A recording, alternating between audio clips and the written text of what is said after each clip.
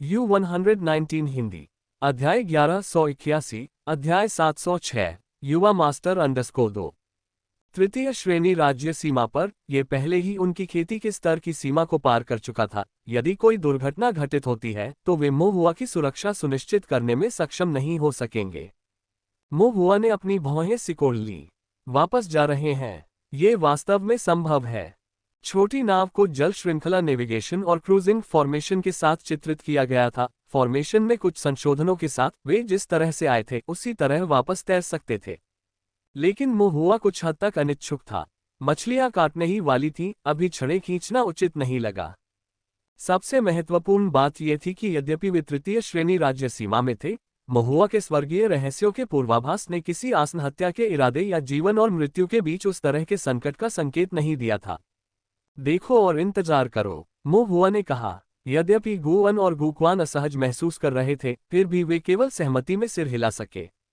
छोटी नाव बहती रही। अनिश्चित समय के बाद मोहुआ को सचमुच एक किनारा दिखाई दिया। किनारे पर एक फेरी क्रॉसिंग थी और क्रॉसिंग के ऊपर कई रोशनियां जल रही थीं। मोहुआ कुछ आश्चर्यचकित हुआ। ये स्थान आबादी वाला प्रतीत होता था, यद्यपि यह उतना दूरस्थ नहीं था जितना दिखाई देता था। सावधान रहो, मोहुआ ने चेतावनी दी। हाँ, गुअन और गुक्वान ने गंभीरता से उत्तर दिया। छोटी नाव शाम के समय लौटती एक साधारण मछली पकड़ने वाली नाव की तरह धीरे धीरे हिलती हुई धीरे धीरे किनारे पर स्थित नौक पार करने वाली जगह के पास पहुंची। क्रॉसिंग पर कोई पहले से ही इंतजार कर रहा था। क्रॉसिंग रिवर ड्रैगन को देखकर उन्होंने तुरंत पूछा, क्या आपने मछली पकड़ना समाप्त कर लिया है? नदी पार करने वाले ड्रैगन ने पीछे मुड़कर देखा, फिर रूखेपन से कहा, पहले मुझे आत्मा के पत्थर दो, फिर मैं तुम्हें मछली दूंगा। उस व्यक्ति ने असंतुष्ट होकर कहा, क्या मुझे आपको स्पिरिट स्टोन देने से पहले यह नहीं जांचना चाहिए कि मछली ताज़ा है या नहीं? क्रॉसिंग रिवर ड्रैगन ने उत्तर दिया, अभी अभी उन्हें पकड़ा है, बिल्कुल ताज़ा। उस व्यक्ति ने आगे पूछा, आपको कितने स्पिरिट स्टोन चाहिए? क्रॉसिंग रिवर ड्रैगन ने एक संख्या बताई। व्यक्ति ने अपना सिर हिलाया, ये बहुत अधिक है, मुझे बॉस से पूछना होगा। तब नदी पार करने वाले ड्रैगन ने कहा, मैं तुम्हारे साथ चलूंगा ताकि तुम मेरी पीठ पीछे मेरी मछली के बारे में बुरा भला न कह सको। तब उस व्यक्ति ने सिर हिलाया और कहा, मेरे पीछे आओ। क्रॉसिंग रिवर ड्रैगन थोड़ा हिचकिचाया, फिर नाव से किनारे पर कूद गया और उस व्यक्ति का पीछा करते हुए सीधे पास के एक सराय में चला गया। जब दोनों कुछ दूर चले गए तो मोहुआ गुअन और गुक्वान के साथ नाव से उतर गया और दूर से उनके पीछे पीछे शराबखाने के सामने तक चला गया। मधुशाला खुली हवा में और विशाल थी। बांस की बाढ़ से घिरे आंगन में आने जाने वाले किसानों के लिए आराम करने और पानी पीने के लिए मेजें रखी गई थीं। आंगन के बाहर कई और मेजें रखी हुई थीं, हालांकि वे काफी साधारण थीं। उस समय बाहर कई लोग शराब पी रहे थे, जिनमें से एक व्यक्ति मोटे कपड़े पहने और बांस की टोपी पहने हुए तेज शराब पी रहा था। मोहुआ की निगाहें कुछ देर तक उस व्यक्ति पर टिकी रहीं, फिर हट गईं। उसके बाद वह गुअन और गुक्वान के साथ मधुशाला के आंगन में चला गया। शराबखाने के प्रांगण में क्रॉसिंग रिवर ड्रैगन सम्मानपूर्वक खड़ा था। मेज के दूसरी ओर 4 किसान बैठे थे जो साधारण कपड़े पहने हुए थे, फिर भी उनके कपड़े, थलियां और जैद आभूषण सभी अत्यधिक शानदार थे। और उनमें से मोहुआ ने एक को पहचान लिया। ये वही मिस्टर जिन था जिससे वह पहले मिल चुका था, जिसका क्रॉसिंग रिवर ड्रैगन के साथ भी गुप्त समझौता था। क्रॉसिंग रिवर ड्रैगन ने मानव गोली युक्त स्टोरेज बैग मेज पर रख दिया। श्री जिन ने बिना किसी हिचकिचाहट के एक दवा की शीशी निकाली, उसे अपनी नाक की नोक से सूंघा और सिर हिलाया। गुणवत्ता अच्छी है और खुशबू तेज है। क्रॉसिंग रिवर ड्रैगन ने झुककर कहा, मुझे खुशी है कि मिस्टर जिन को ये पसंद आया। श्री जिन अनिर्णित रहे और थोड़ी देर बाद उन्होंने इत्मीनान से आह भरी। मैंने तुमसे कहा था कि तुम मछलियां अच्छी तरह बेचो और मैं ये सुनिश्चित करूंगा कि तुम्हारी ताव साधना में कोई बाधा न आए। तुम मेरे पास कुछ मक्खियां क्यों लाए? जैसे ही श्री जिन के शब्द निकले, मोहुआ को तुरंत पता चल गया कि उनकी हरकतें उजागर हो गई हैं, और बिना किसी हिचकिचाहट के उसने आदेश दिया, आक्रमण करना। गुअन ने तुरंत अपनी अदृश्यता को दूर कर दिया और अपने ब्लेड से श्री जिन पर वार किया। श्री जिन ने उपहास किया, उनकी उंगलियां सुनहरी तलवार की रोशनी में बदल गईं और गुअन की ओर वार करने लगी। ब्लेड तलवार की रोशनी से टकराया, रक्त क्यू और तलवार क्यू के बीच टकराव हुआ, जिससे एक चौकोर मेज टुकड़े टुकड़े हो गई। लेकिन गुओन ने जरा भी पीछे हटने की कोशिश नहीं की। वह फाउंडेशन स्थापना के अंतिम चरण में थे, उनकी साधना श्री जिन से अधिक थी। इसके अलावा उसने जो सीखा था वह गु परिवार की ट्विन रिंग्जर ब्लेड स्किल थी। भले ही इसकी तुलना गहन साधना द्वारा समर्थित सेवक गोल्ड स्वॉर्ड जुए से न की जा सके, फिर भी ये बहुत कमतर नहीं होगी। इसके विपरीत श्री जिन का चेहरा ब्लेड की शक्ति के झटके से पीला पड़ गया। गुओन आगे बढ़ा और अपने ब्लेड से फिर वार किया। ये हड़ताल और भी तीव्र थी। श्री जिन के पास अपनी तलवार क्यूई को इकट्ठा करने का समय नहीं था, जिससे उन्हें जल्दबाजी में पीछे हटने के लिए मजबूर होना पड़ा। फिर भी गुओन का ब्लेड अभी भी श्री जिन के गाल के पास से गुजर रहा था, ऊपर से नीचे तक काट रहा था और उनके बालों की कुछ लंटें काट रहा था। श्री जिन अस्तव्यस्त थे, उनका चेहरा अत्यंत भद्दा था। मुंह हुआ ने अपना सिर थोड़ा हिलाया। एक शौकिया होने के बावजूद वह एक मास्टर की तरह दिखावा करने पर जोर दे रहा था, और परिणामस्वरूप वह छोटे भाई अन की दो चालों का भी सामना नहीं कर सका। श्री जिन को यह एहसास हो गया कि वह गुओन का मुकाबला नहीं कर सकते। एक साथ हमला करो। पास में ही खड़े सुंदर वस्त्र पहने सभी शिष्यों ने उपहास किया और फिर सुनहरी तलवारों की रोशनी बिखेरी। ऐसा लग रहा था जैसे उनमें से अधिकांश सेवक गोल्ड संप्रदाय के शिष्य थे। शराबखाने में अन्य ग्राहक जो केवल शराब पीने के लिए वहां आए थे, उन्होंने देखा कि टकराव बढ़ गया और वे पक्षियों और जानवरों की तरह वहां से बहुत पहले ही तितर-बितर हो गए। इस तरह का असली तलवार और भाले का तमाशा देखने की उनकी हिम्मत नहीं थी। एक महान युद्ध छिड़ने वाला था। मधुशाला तुरंत अराजकता में डूब गई। गुअन और गु क्वान, दो भाई, सेना में शामिल हो गए। गु परिवार की चेन ब्लेड कौशल का प्रदर्शन किया और श्री जिन और उनके समूह के साथ भिड़ गए। कुछ समय के लिए ब्लेड और तलवारें चमक उठी और हत्या की मंशा हवा में फैल गई। श्री जिन के पास कुल 6 लोग थे, जिनमें से अधिकतर फाउंडेशन बिल्डिंग के मध्य चरण में थे। केवल एक ही अंतिम चरण में था, लेकिन उनकी साधना दोनों गु भाइयों जितनी गहन नहीं थी, और जादुई युद्ध में उनका अनुभव भी गु भाइयों से बहुत कम था, जो दोनों ही ताओवादी न्यायालय के प्रवर्तन नेता थे। इसलिए संख्या में कम होने के बावजूद गुअन और गु क्वान को कोई नुकसान नहीं हुआ। युद्ध में किसी विजेता का कोई संकेत नहीं दिखा। इस समय एक लंबे सेवक गोल्ड सैक्ट शिष्य ने श्री जिन से कहा, आप लोग समय के लिए रुकें, मैं इसे जल्दी से हल करने के लिए तलवार तकनीक में तेजी लाऊंगा। ब्लेड की रोशनी से दबे श्री जिन ने अपने दांत पीसते हुए कहा। अच्छा। फिर कई सेवक गोल्ड सैक्ट के सदस्यों ने अपनी गतिविधियों को आपस में जोड़ दिया और अपने हमलों में विविधता ला दी। लंबा सेवक गोल्ड सैक्ट शिष्य पृष्ठभूमि में चला गया, दूसरों के कवर का लाभ उठाते हुए तलवार मंत्र बनाने लगा। एक स्वर्ण तलवार को सक्रिय किया और तलवार की रोशनी इकट्ठा की। हुआ ने तुरंत इसे पहचान लिया। ये टूटी तलवार संप्रदाय गंभीर स्वर्ण तलवार नियंत्रण जुए की वास्तविक संप्रदाय रक्षा गुट विरासत थी। हालांकि यह अज्ञात था कि क्या वह जल्दबाजी में भूल गया था, या उसने सोचा था कि उसकी तलवारबाजी इतनी कुशल थी कि उसे अधिक मारने की कोई आवश्यकता नहीं थी। लेकिन उसने पहले से ही स्वर्ण शरीर तकनीक का उपयोग नहीं किया था, न ही उसने स्वर्ण शरीर तावीज को उत्तेजित किया था। बहुत लापरवाह। मुंह हुआ ने अपना सिर हिलाया। फिर उस क्षण का लाभ उठाते हुए जब आदमी ने अपनी पूरी ताकत लगा दी, अपनी आध्यात्मिक शक्ति को सीमा तक पहुंचा दिया और चरम तलवार क्यूई जमा कर ली। मुंह हुआ की उंगलियों ने हल्के से झटका और 3 आग के गोले एक के बाद एक बाहर निकल आए। एक ने सिर पर निशाना साधा, दूसरे ने हृदय के मेरिडियन के महत्वपूर्ण बिंदुओं पर और तीसरे ने सीधे उसके क्यूई सागर को निशाना बनाया। इन तीनों अग्नि गोलों की गति अत्यंत तीव्र थी तथा आक्रमण धूर्त था। सेवक गोल्ड सैक्ट का लंबा साधक, जो पूरी तरह से तलवार नियंत्रण पर केंद्रित था, के पास कोई सुरक्षा नहीं थी और इस प्रकार उसे 3 अग्नि गोलों द्वारा 3 दर्दनाक महत्वपूर्ण स्थानों पर मारा गया। उसकी तलवार चालें बाधित हो गईं और उसकी आध्यात्मिक शक्ति अव्यवस्थित हो गई। तलवार तकनीक का प्रयोग करते हुए सेवक गोल्ड सैक्ट के शिष्य ने खून थूका। गुअन और गु क्वान, जो सतर्क थे, ये देखकर थोड़े निश्चिंत हो गए और महुआ के प्रति आभारी हुए। यदि सेवक गोल्ड संप्रदाय के सेवक गोल्ड तलवार नियंत्रण जीव को वास्तव में इस आदमी द्वारा प्रदर्शित किया गया होता, तो स्थिति काफी गंभीर हो जाती। श्री जिन और उनके समूह के चेहरे पर तुरंत गंभीरता छा गई। कोई और है। टकराव कुछ देर के लिए रुक गया। श्री जिन दृढ़ रहे। उनकी नजर गुअन और गु क्वान के बीच घूम रही थी और उन्होंने ठंडे स्वर में कहा, कौन है? दिखाओ। कीड़े मकोड़ों की तरह छिपना बंद करो। कुछ देर सोचने के बाद महुआ ने धीरे से अपनी उपस्थिति प्रकट की। श्री जिन की अभिव्यक्ति लड़खड़ा गई। ऐसा युवा किसान उसने भौहें सिकोड़ते हुए पूछा, बच्चे तुम कौन हो? मुझे नहीं लगता मैंने तुम्हें पहले कभी देखा है ना? मुंह हुआ ने कोई जवाब नहीं दिया। श्री जिन के बगल में किसी ने कहा, दोनों भाइयों, उनका ताओवादी कौशल गू परिवार की लगातार ब्लेड तकनीक है, ये बच्चा गू परिवार से होना चाहिए। गू परिवार। श्री जिन की निगाहें विषैली हो गईं। मुंह हुआ ने न तो इसकी पुष्टि की और न ही खंडन किया। उसने एक पल के लिए विचार किया और फिर श्री जिन से उचित प्रश्न पूछना शुरू कर दिया। कहा, मुझे परवाह नहीं है कि आपका उपनाम जिन है या सिल्वर, आपने पहले ही ताओवादी कानून का उल्लंघन कर दिया है।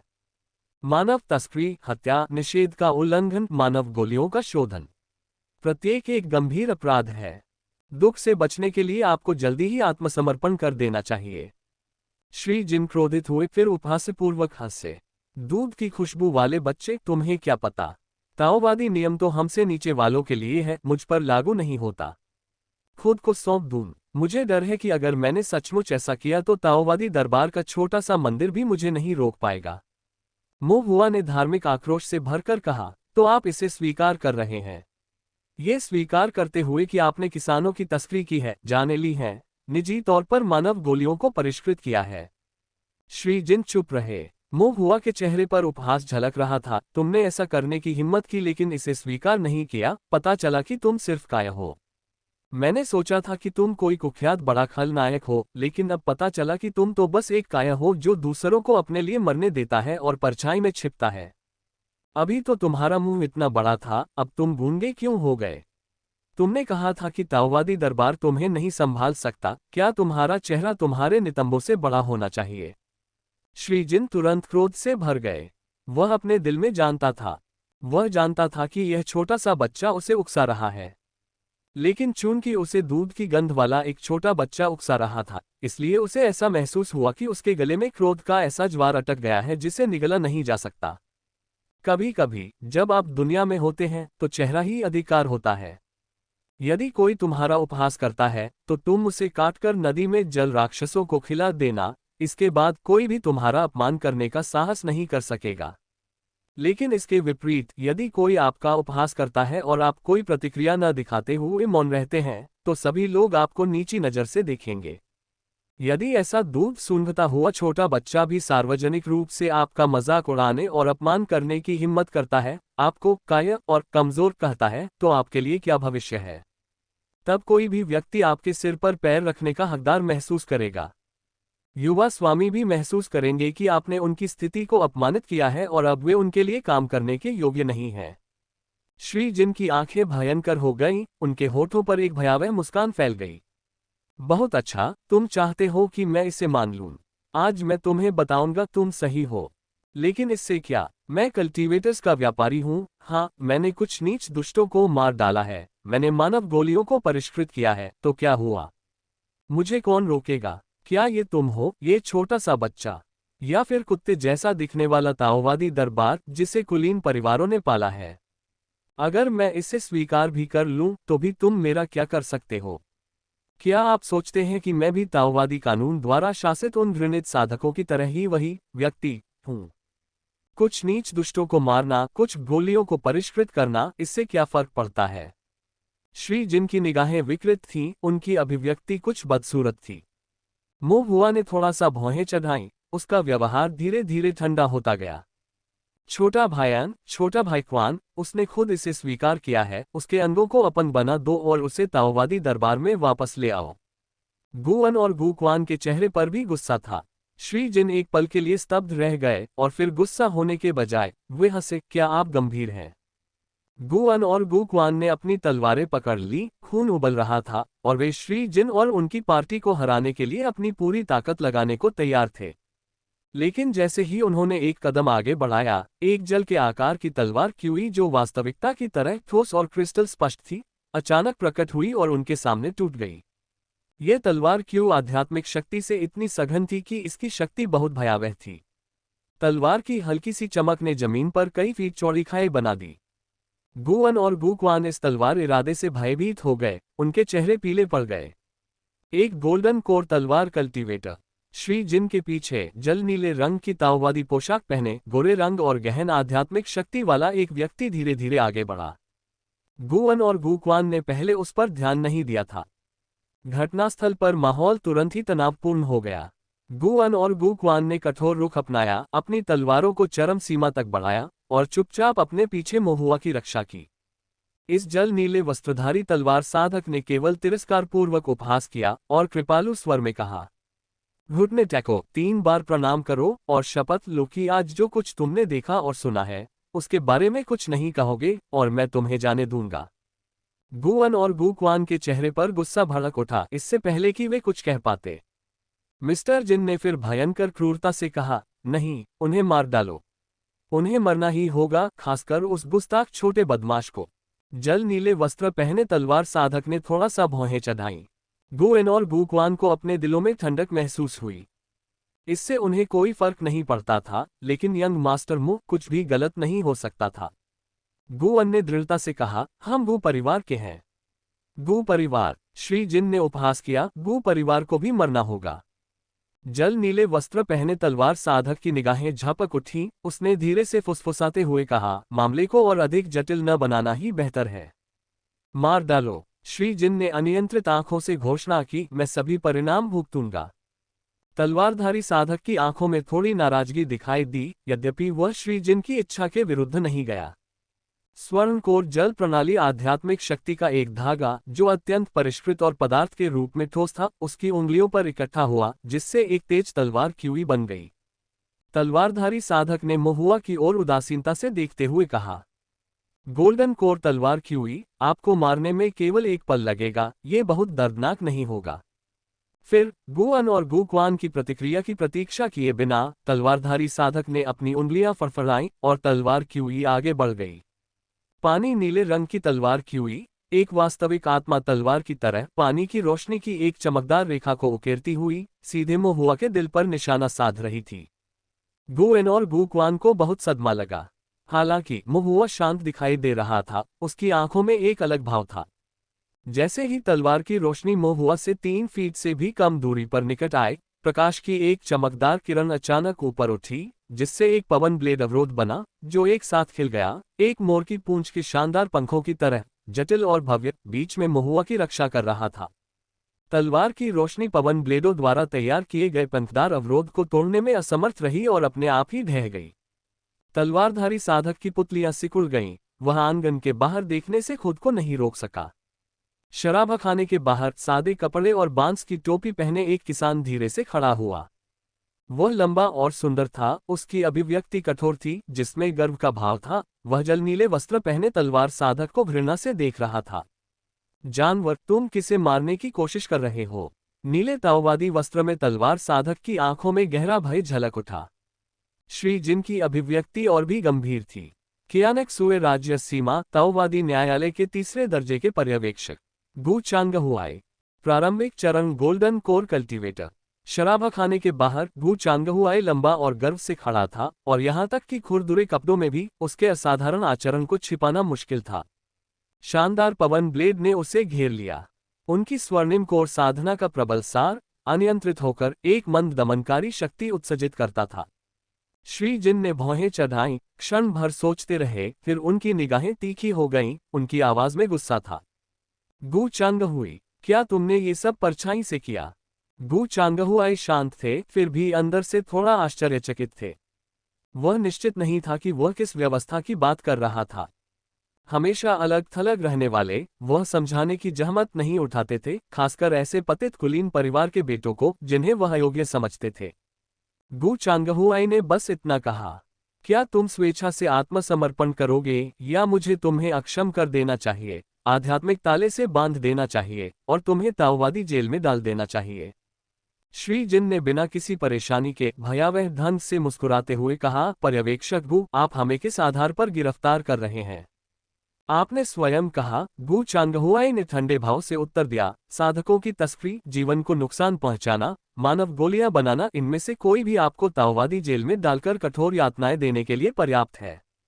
श्री जिन ने हल्के से मुस्कुराते हुए कहा, मैं तो बस उस बच्चे को डराने के लिए शेखी बघार रहा था, बिना किसी सबूत के। सुपरवाइजर गु, आप किसी अच्छे इंसान पर गलत आरोप नहीं लगाएंगे, है ना? गु चांगहुआई के होंठ व्यंग्य से मुड़ गए, जानवर से भी बदतर, इंसान होने के भी लायक नहीं, फिर भी तुम एक अच्छे इंसान होने का दावा करते हो। श्री जिन का चेहरा तुरंत बदल गया। पर्यवेक्षक गु, मैं आपसे आग्रह करता हूं कि आप अपनी भाषा पर ध्यान दें। गु चांगहुआई ने मिस्टर जिन की स्टोरेज बैग की ओर इशारा करते हुए कहा, ऐसा मत सोचो कि मुझे नहीं पता, ह्यूमन पिल अभी भी तुम्हारे पास है। अब जब चोर और सामान दोनों हमारे पास है, तो तुम अपना बचाव कैसे करोगे?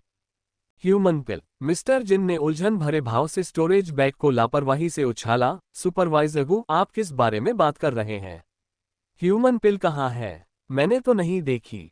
गु चांगहुआई की निगाहें थोड़ी सख्त हो गईं। श्री जिन ने जमीन पर पड़े भंडारण बैग की ओर इशारा किया जिसमें संभवतः मानव गोली थी और मुस्कुराते हुए कहा, सुपरवाइजर गु, आप ये तो नहीं कह रहे कि इसमें ह्यूमन पिल्स हैं, है ना? ये कैसे हो सकता है? इसके अलावा अगर इसमें वो भी शामिल है जिसे आप ह्यूमन पिल्स कहते हैं, तो मुझे इसके बारे में कुछ नहीं पता। श्री जिन ने क्रॉसिंग रिवर ड्रैगन की ओर व्यंग्यात्मक दृष्टि से इशारा करते हुए कहा, इस मछली पालक ने मुझे बताया था कि उसके पास बिक्री के लिए बेहतरीन गोलियां हैं, इसलिए मैं खास तौर पर देखने आया था। कौन जानता था कि उसके बैग में तरह तरह की गोलियां होंगी? ये गोलियां असल में क्या हैं? नदी पार करते हुए ड्रैगन पीला पड़ गया। यह मामला मुझसे संबंधित नहीं है। श्री जिन हल्के से मुस्कुराए, फिर बोले, शायद इस आम आदमी ने किसी और के उकसावे में आकर मुझे फंसाने की कोशिश की। आप सही कह रहे हैं, है ना? श्री जिन ने गु चांगहुआई से बनावटी मुस्कान के साथ कहा और धीरे धीरे आगे कहा, पर्यवेक्षक गु चांगहुआई को कोई परेशानी नहीं हुई। उन्होंने केवल धीरे से सिर हिलाया और सहजता से कहा, तुम्हारी बात तो कुछ ठीक है। चलो हम दोनों मिलकर ताओवादी दरबार चलते हैं, मैं सारी बातें स्पष्ट कर दूंगा और फिर तुम्हें रिहा कर दूंगा। श्री जिन ने कहा, यह मामला मुझसे संबंधित नहीं है। संबंधित या असंबंधित, आइए इस पर ताओवादी न्यायालय में चर्चा करें। ये गोलियां मेरी नहीं हैं। आखिरकार आपने उन्हें छुआ है। आइए ताओवादी दरबार में कर्म के परिणामों पर चर्चा करें। गु चांगहुआई ने हल्के से कहा, सुपरवाइजर गु, मैंने आपको पहले ही बताया था, मैं तो बस बकवास कर रहा था। लेकिन चूंकि आपने ये कहा है, इसलिए इसकी पुष्टि होनी चाहिए। आइए चर्चा के लिए ताओवादी न्यायालय चलें। गु चांगहुई अडिग था। चाहे श्री जिन ने कितनी भी बहस करने की कोशिश की हो, उनका जवाब हमेशा यही होता था कि चलो चर्चा करने के लिए ताओवादी न्यायालय में चलते हैं, जो किसी भी तरह से कम औपचारिक नहीं लगता था। श्री जिन ने बोलना बंद कर दिया। उसकी अभिव्यक्ति बदसूरत हो गई। ताओवादी न्यायालय में चर्चा करना, ताओवादी न्यायालय में चर्चा करना बकवास है। एक बार ताओवादी न्यायालय में पहुंचने के बाद व्यक्ति का भाग्य उसके हाथ से निकल जाता है। भले ही उसे मारा न गया हो, दंडित किए जाने पर उसकी जीवित खाल उतार ली जाएगी। इसके अलावा उच्च स्तरीय ताओवादी न्यायालय में कर्म प्रतिशोध विधान भी है। कुछ शब्द एक बार बोले जाने पर स्वीकार कर लिए जाते हैं, कुछ कार्य एक बार किए जाने पर अस्वीकार नहीं किए जा सकते। बाहर तो बहस की जा सकती है, लेकिन ताओवादी न्यायालय के अंदर बहस करना व्यर्थ है। श्री जिन ने मन ही मन कोसा, ये गु चांगहुआई सच में घिनौना है। इसने तुम्हारी बातों की कभी परवाह नहीं की, न ही कोई झगड़ा किया, बस तुम्हें ताओवादी दरबार में पहुंचाने पर ध्यान दिया। तब वह आपके साथ मछली की तरह व्यवहार करेगा, पूरी तरह से उसकी दया पर। नीले ताओवादी वस्त्र में तलवार साधक ने कठोरता से कहा, पर्यवेक्षक गु, श्री जिन की प्रतिष्ठित स्थिति को देखते हुए क्या उन्हें ताओवादी न्यायालय में भेजना उचित है? गु चांगहुआई ने उसकी ओर देखा, कोई बात नहीं, तुम भी आ रहे हो। नीले ताओवादी वस्त्र में तलवार साधक आश्चर्यचकित रह गया। गु चांगहुआई ने भावशून्य होकर कहा, शी लियू, गुई जल संप्रदाय के आंतरिक द्वार प्रशिक्षक, आज मेरी उपस्थिति में आपने गु परिवार के एक साधक ताइक्सु द्वार के निष्पादन नेता को मारने का प्रयास किया। गु चांगहुआई ने मोहुआ की ओर देखा, एक शक्तिहीन छोटा शिष्य। इस मामले को स्पष्ट करने के लिए आप भी मेरे साथ ताओवादी न्यायालय चलेंगे। मोहुआ कुछ दुखी महसूस कर रहा था। नीले ताओवादी वस्त्र पहने तलवार साधक, जो गुई जल संप्रदाय के आंतरिक द्वार प्रशिक्षक जी लियू भी थे, ने ये सुना तो उनकी अभिव्यक्ति बर्फीली हो गई, उनकी आंखें ठंडी रोशनी से भर गईं। गु चांगहुआई और उसने आंखें मिला ली, उसकी अभिव्यक्ति अभी भी थोड़ी उदासीन थी। जी लियू मुस्कुराने में कामयाब रही, लेकिन ये केवल एक साथी मुस्कान थी। सुपरवाइजर गु, क्या आपको लगता है कि आप मुझे जानते भी हैं? गु चांगहुआई ने मुस्कुराते हुए कहा, अगर मैं तुम्हें नहीं जानता तो मैं तुम्हें संकट कैसे कह सकता हूं? जी लियू का चेहरा तमतमा गया, उसकी अभिव्यक्ति उग्र हो गई, लेकिन उसे अंदर से ठंडक महसूस हुई। जानना, इसका मतलब है कि उन्हें निशाना बनाया गया था। ये वास्तव में कब घटित हुआ? श्री जिन को भी लगा कि कुछ गड़बड़ है और उन्होंने चुपके से जी लियू को देखा। संकेत को समझते हुए जी लियू ने मुस्कुराते हुए गू चांगहुआई से कहा, सुपरवाइजर गू, क्या यह नहीं कहा जाता है किसी पर आरोप लगाना हो तो बहाने क्यों बनाने पड़ते हैं? गू चांगहुआई ने शांति से जवाब दिया, ओह, क्या आप कह रहे हैं कि मैं बिना किसी कारण के आरोप गढ़ रहा हूं? आपको पता है, यह एक दाव न्यायालय के अधिकारी की बदनामी है और यह एक अतिरिक्त अपराध है। लियू ने भौहें चढ़ाईं, क्योंकि उन्हें पता था कि जब मौखिक बहस की बात आती है तो वह ताओवादी दरबार के समारोह विभाग के सामने कुछ भी नहीं कर सकते। उसने अपनी हथेली भींच ली और एक लंबी तलवार प्रकट हो गई। यह उसका अपना जादुई खजाना था, गुई जल तलवार। ये कियान राज्य की 12 धाराओं में से एक थी, जो गुई जल संप्रदाय का मानक विरासत में मिला जादुई खजाना था। गू चांगहुआई ने अपनी भौहें उठाई, क्या आप गिरफ्तारी का विरोध करने की योजना बना रहे हैं? जी लियू ने मुस्कुराते हुए जवाब दिया, हालांकि मैं जी लियू कोई खास उत्कृष्ट नहीं हूं, फिर भी मैं गुई जल संप्रदाय का प्रशिक्षक हूं। अगर पर्यवेक्षक गू मुझे बदनाम करना चाहते हैं तो मुझे अपनी बेगुनाही साबित करने का कोई रास्ता ढूंढना होगा। गू चांगहुआई ने सिर हिलाया, अब मैं समझ गया, आपने हत्या का प्रयास किया और अब आप गिरफ्तारी का विरोध करना चाहते हैं। जी लियू का चेहरा बदसूरत हो गया। जैसा कि ताओवादी न्यायालय के एक अनुभवी पर्यवेक्षक से अपेक्षा की जाती है, आरोप निर्माण करने की उनकी क्षमता वास्तव में असाधारण थी। श्री जिन अधीर हो रहे थे और उन्होंने जी लियू से कहा, बहुत हो गई बातें, जल्दी करो और आजाद हो जाओ। जब तक गू चांगहुआई उसे मौके पर पकड़ नहीं लेता, तब तक वह पीछा से बचने के लिए अपने संप्रदाय या परिवार में शरण ले सकता था। उन्हें विश्वास नहीं था कि ताओवादी न्यायालय वास्तव में जिन परिवार और सेवक गोल्ड संप्रदाय के साथ झगड़ा करने की हिम्मत करेगा और किसी को पकड़ने के लिए दस्तक देने तक जाएगा। जी लियू की निगाहें बर्फीली हो गईं, गुई जल तलवार क्षैतिज रखी हुई थी और तलवार क्यूई उसके चारों ओर घूम रही थी। पर्यवेक्षक गू, चूंकि हमारी साधनाएं तुलनीय हैं, आज मैं आपसे परामर्श करूंगा और देखूंगा कि क्या मेरे गुई जल संप्रदाय की तलवारबाजी अधिक दुर्जय है या गू परिवार का ताओवादी कौशल एक पायदान ऊपर है। जी लियू ने अपनी आध्यात्मिक शक्ति को गुई जल तलवार में प्रवाहित किया, जिससे वह एक छायादार, विषैली और शक्तिशाली गुई जल तलवार क्यूई में बदल गई और फिर उसे आगे की ओर धकेल दिया। तलवार क्यूई हवा को चीरती हुई गू चांगहुआई की छाती की ओर सीधी जा रही थी। गू चांगहुआई ने अपना हाथ उठाया और पंखों की एक परत बना दी। गुई जल तलवार क्यूई पंख स्क्रीन को छुआ। वे एक दूसरे को केवल एक क्षण के लिए पकड़े रहे, उसके बाद तलवार क्यूई ने तुरंत पंखों को चीर दिया, स्क्रीन को भेद दिया और घातक इरादे से गू चांगहुआई की ओर उड़ गई। गू चांगहुआई बड़ी मुश्किल से एक तरफ हटने में कामयाब रहे, जिससे घातक प्रहार से बच गए। तलवार क्यूई ने उसके हाथ पर एक घाव छोड़ दिया, जिसमें से खून टपकने लगा। ये देखकर श्री जिन खुद को उपहास करने से नहीं रोक सके। गू परिवार का ताओवादी कौशल आखिरकार कुछ खास नहीं है। जी लियू ने भी आत्मसंतुष्ट भाव दिखाया, लेकिन जल्द ही उसकी अभिव्यक्ति थोड़ी बदल गई, उसे लगा कि कुछ गड़बड़ है। गू चांगहुआई ने अपने हाथ पर लगे घाव पर नजर डाली और सिर हिलाया, ताओवादी दरबार के गोल्डन कोर स्टीवर्ड पर हमला करके आपने पहला कदम उठाया, ये सबूत है। बोलने के बाद गू चांगहुआई ने घाव पर कुछ पाउडर भी छिड़का।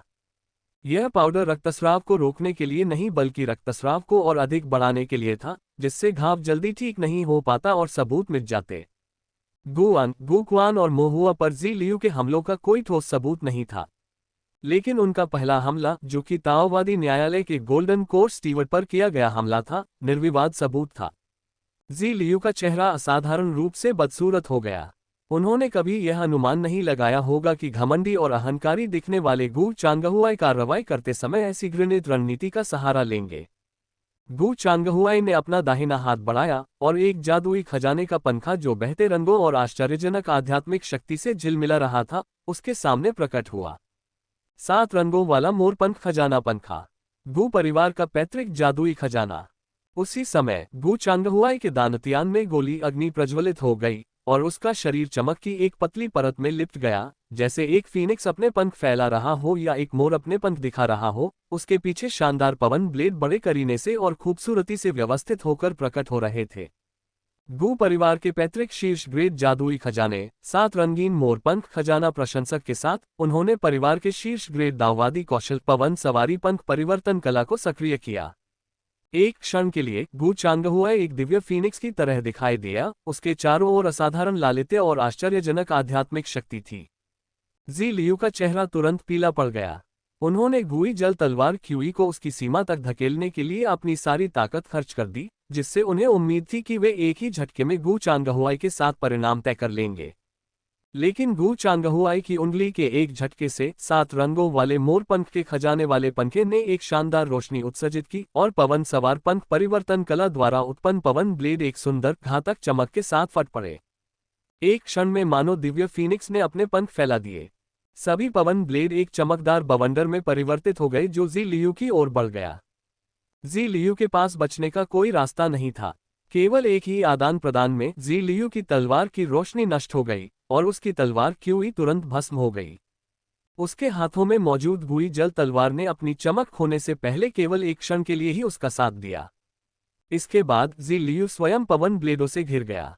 वायु तंत्र आध्यात्मिक शक्ति के निशान, छुपी हुई घातकता वाले मज्जा छेदक परजीवियों की तरह उसकी आध्यात्मिक शक्ति और शरीर को उजागर कर रहे थे। दाववादी कौशल से प्रभावित संपूर्ण सराय का सारा फर्नीचर और बार धूल में बदल गए। जब तकनीक बंद हो गई और पवन ब्लेड बिखर गए, जी लियू घावों से लथपथ जमीन पर घुटनों के बल बैठ गया। उसकी आंखें निराशा से भरी हुई थीं। वह ये समझ नहीं पा रहा था कि प्रारंभिक स्वर्ण कोर क्षेत्र में होने के बावजूद ताकत में इतनी असमानता कैसे थी। वह गू उपनाम वाले इस आदमी के सामने बिल्कुल भी नहीं टिक सकता था। एक तरफ खड़ी मोहुआ भी उतनी ही आश्चर्यचकित थी। वह जानता था कि अंकल गू शक्तिशाली हैं, लेकिन उसने यह उम्मीद नहीं की थी कि अंकल गू अपने क्षेत्र के कारण बिना किसी प्रतिबंध के और गोल्डन कोर कल्टीवेशन, अपने जादुई खजाने और गोल्डन कोर क्षेत्र के शीर्ष ग्रेड ताओवादी कौशल का उपयोग करने में सक्षम होने के बावजूद इतने दुर्जय होंगे। शानदार और फिर भी इतना शक्तिशाली। मोहुआ के दिल में अंकल गू की प्रतिष्ठा तेजी से बढ़ गई। इस बीच श्री जिन और अन्य लोगों को पहले ही एहसास हो गया था कि कुछ गड़बड़ है, और जैसे ही गू चांगहुआई ने अपना कदम उठाया, वे पहले से ही भागने के बारे में सोच रहे थे। लेकिन उनके मन में अभी भी कुछ अविश्वास था। ये झीलियू आखिरकार गुई जल संप्रदाय का एक आंतरिक द्वार प्रशिक्षक था, जिसमें अच्छी साधना और तकनीक दोनों थी। अप्रत्याशित रूप से वह एक भी चाल का सामना नहीं कर सका और हार गया। ये गू चांगहुआई वास्तव में एक दुर्जय शत्रु साबित हुआ। श्री जिन की रीढ़ में ठंडक दौड़ गई और उन्होंने निर्णायक आवाज लगाई, जल्दी से पीछे हटो। जितना हो सके भाग जाओ। जितनी जल्दी वे अपने संप्रदाय में वापस लौटकर सहायता के लिए बुलाएंगे, उतना ही बेहतर होगा कि गू चांगहुआई को रोका जा सके। जब तक वे ताओवादी न्यायालय द्वारा कब्जा नहीं कर लिए जाते, तब तक बाकी सब कुछ बातचीत योग्य था। श्री जिन और उनके साथी स्वर्णिम प्रकाश में बदल गए और दूर भाग गए। सुपीरियर ताओवादी जादू का उपयोग करने के बाद गू चांगहुआई ने गोल्डन कोर दायरे के झीलियू को वश में कर लिया था, और उसकी आध्यात्मिक शक्ति पूरी तरह से ठीक नहीं हुई थी, जिससे वह क्षण भर के लिए अभिभूत हो गया था। लेकिन मोहुआ निश्चित रूप से उन्हें भागने नहीं देगा। उसने अपनी दिव्य इंद्रिय से उन पर ताला लगा दिया, फिर बार बार अपनी उंगलियां हिलाईं, जिससे नीली रोशनी की तेज चमक निकलने लगी। एक के बाद एक जल कारावास तकनीक ने अस्थायी रूप से श्री जिन और अन्य को उलझा दिया। फाउंडेशन स्थापना के अंतिम चरण में गू आन और गू क्वान ने उन्हें पकड़ लिया और बिना कुछ कहे उन्हें नीचे गिरा दिया, जिससे उनके पैर अपंग हो गए। फिर आत्मा बंधन ताले से वे सभी सुरक्षित रूप से बंध गए। कई राउंड तक संघर्ष करने के बावजूद मोहुआ की निगरानी में वे बच नहीं सके। दूसरी ओर ज़िलियू को भी गू चांगहुआई ने पकड़ लिया और उसे तीसरे दर्जे के आत्मा बंधन लॉक से बांध दिया, जिससे उसका भौतिक शरीर और शिरोबिंदु लॉक हो गए। इसके साथ ही धूल जम गई और श्री जिन को उनके समूह के साथ पूरी तरह से पकड़ लिया गया।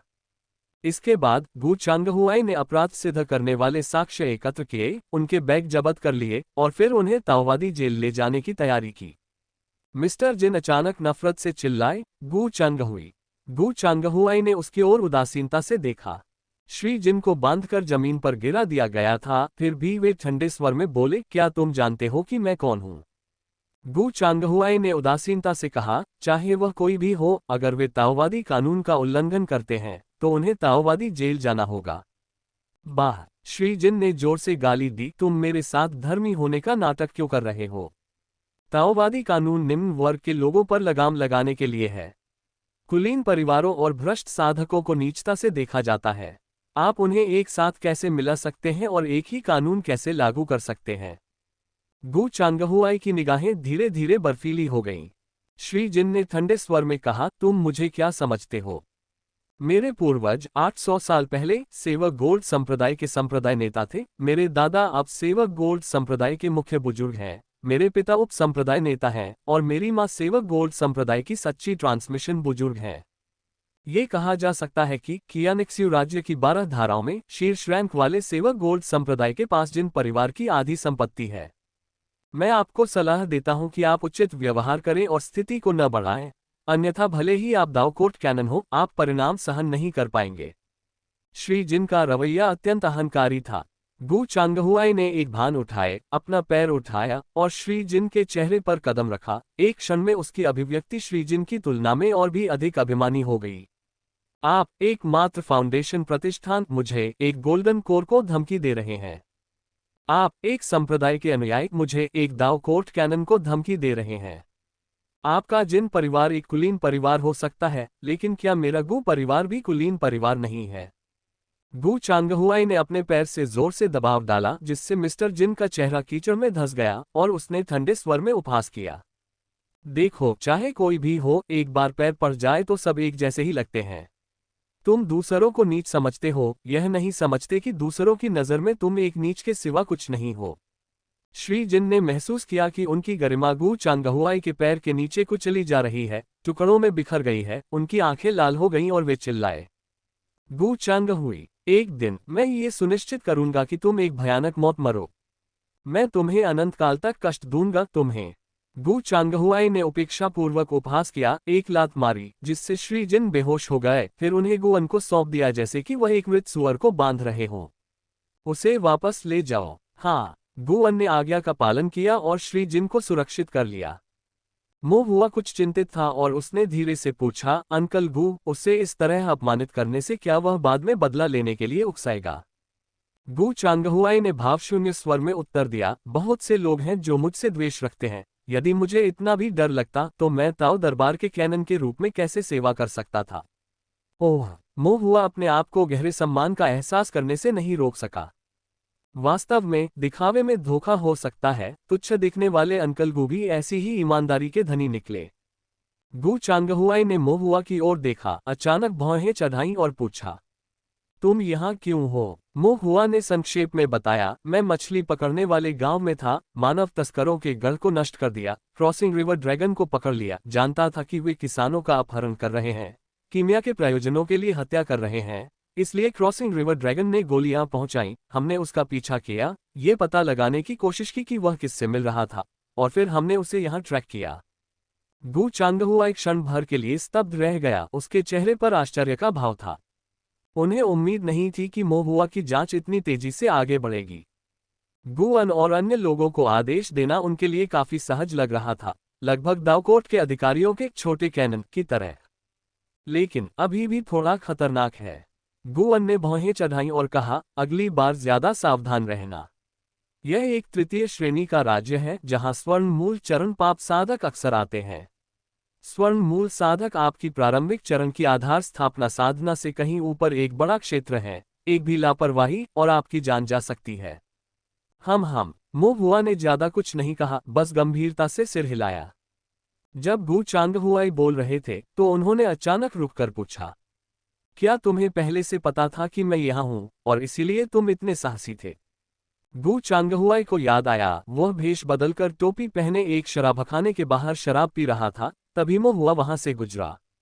उस समय मो हुआ ने उसे एक अर्थपूर्ण नजर से देखा। उसकी नजर एक पल के लिए रुक गई, मानो वह कुछ पहचान रहा हो। शराबखाने में प्रवेश करने के बाद वह युवक छाती फुलाए और अधिक आत्मविश्वास से भरा हुआ अंदर चला गया। मो हुआ ने स्पष्ट रूप से इनकार करते हुए प्रशंसा की, बिल्कुल नहीं अंकल गु, आपका भेष तो बिल्कुल सही था, मैं आपको कैसे पहचान सकता था?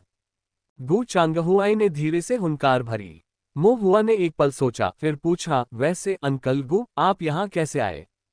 गु चांगहुआई ने संक्षेप में विचार किया और जो कुछ वह बता सके उसे साझा किया। मानव तस्कर मुद्दे पर दाव न्यायालय द्वारा लंबे समय से जांच की जा रही है। कुछ सुराग मिले हैं और वे कुछ व्यक्तियों पर नजर रख रहे हैं। गुई जल संप्रदाय का ये ज़ी लियू उनमें से एक है।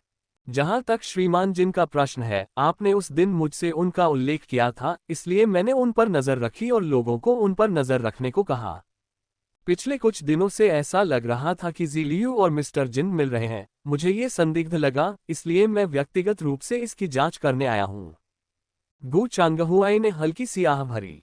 वह सचमुच जल्दी आ गया था, टोपी पहने हुए था और काफी देर से बाहर शराब पी रहा था। सबूतों के अभाव में वह कोई कार्रवाई करने में असमर्थ था, वह केवल देख सकता था, कोई कदम उठाने में असमर्थ था।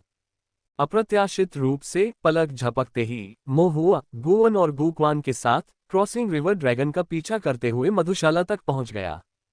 उसके ठीक सामने सिन कल्टीवेटर क्रॉसिंग रिवर ड्रैगन और मिस्टर जिन ने एक अवैध गोली लेनदेन किया। श्री जिन ने न केवल मानव गोली ली, बल्कि शेख ही बघारते हुए कहा कि उन्होंने साधकों की तस्करी की, मानव जीवन को नुकसान पहुंचाया और गुप्त रूप से निषिद्ध गोलियों को परिष्कृत किया। ज़ी लियू ने उन्हें चुप कराने के लिए उन्हें मारने का भी प्रयास किया। उस क्षण इसने गु चांगहुआई को गिरफ्तारियां करने के लिए पर्याप्त लाभ प्रदान किया। गु चांगहुई कुछ हद तक अविश्वसनीय था।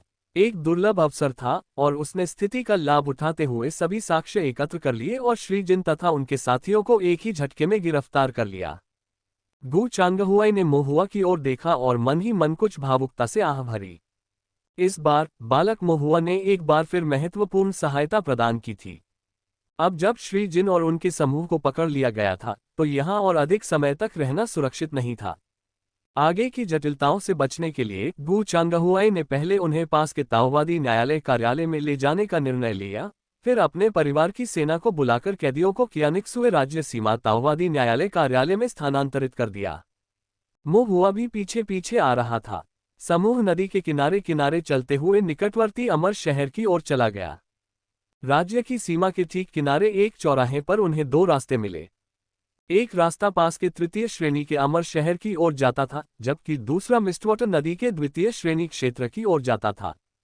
गु चांगहुआई का इरादा श्री जिन को अमर शहर के भीतर ताओवादी दरबार में ले जाने का था, जबकि मोहुआ को टोंगक्सियन गेट पर लौटने के लिए मिस्टवाटर नदी के द्वितीय श्रेणी क्षेत्र से गुजरना था।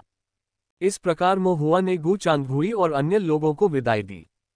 गु चांगहुआई ने कुछ देर हिचकिचाते हुए कहा, मैं गुवन और गुक्वान को आपके साथ भेजूंगा। मोहुआ ने सिर हिलाया। द्वितीय श्रेणी की राज्य सीमा पर अब मुझे डर नहीं लगता। अगर मेरा सामना अग्नि बुद्ध से भी हो जाए तो मैं बच निकल सकता हूं।